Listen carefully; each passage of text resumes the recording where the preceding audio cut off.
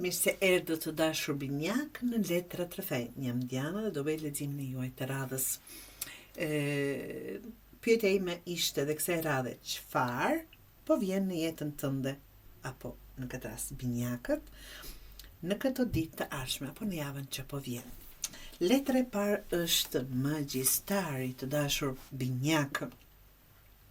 Dhe është një letër goxha e bukur. Mund të jetë një mundësi që, apo para se ta them, është një situatë ku gjithçka është në dorën tënde. Kjo është një mundësi që mund ta kthesh si të duash. Një komunikim ku ti vendos drejtimin, ose një situatë ku dikush përpiqet të ndikojë. Mund të jetë një person që flet bukur, por duhet ta lexosh mirë. I ke të gjitha mbi tavolinë dhe nuk ka gjë pengesë që mund të të ndalojë. Mund të skanosh situatën, apo mund të skanosh personin. Një mundësi që kërkon veprim nga ana juaj, mund të jetë kjo letër, ose një situatë ku duhet të jesh i apo e zgjuar. Sy hapur, nuk them të mençur, po sy hapur. Këtu fiton ai që përdor mendjen e jo emocionin. Letra numër 2, ku duhet të keni kujdes të dashur binjaka? Këtu del balanca dhe vërteta. Shikoni peshorën këtu lartë, dhe dy duart i mban të balancuara. Mund të jesh duke gjykuar një situatë pa i parë të gjitha faktet, ose duke mos qenë plotësisht e drejtë apo i drejtë me veten e juaj, mund të jetë kjo.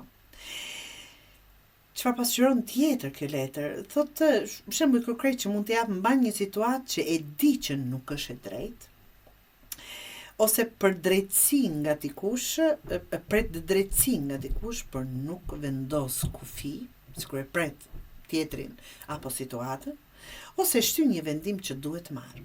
Kujdes, të dashur binjak, e vërteta nuk shmanget përballë.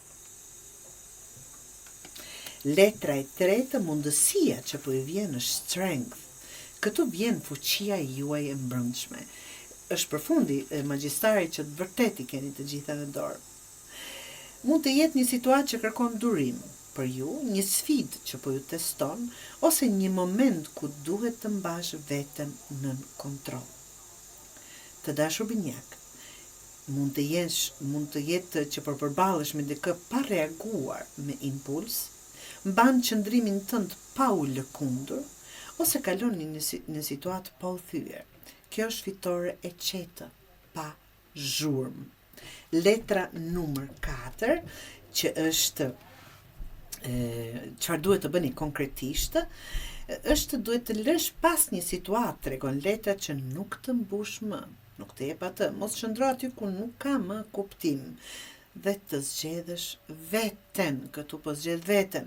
Shembull konkret që mund të jap është një lidhje që nuk të jep më asgjë, një situatë që të lodh emocionalisht, ose një person, ose diçka që mban vetëm nga zakoni. Mirë është, jemi mësuar ashtu të shohim na del ku të na del, në atë kuptim.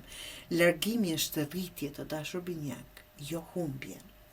Dhe këshilla finale, të theme Oracle nga Lenormandi, është ylli. Kjo tregon drejtim, shpresë dhe një rrugë që të hapet përpara. Kujdes, mos humb drejtimin nga shpërqendrimet binjak.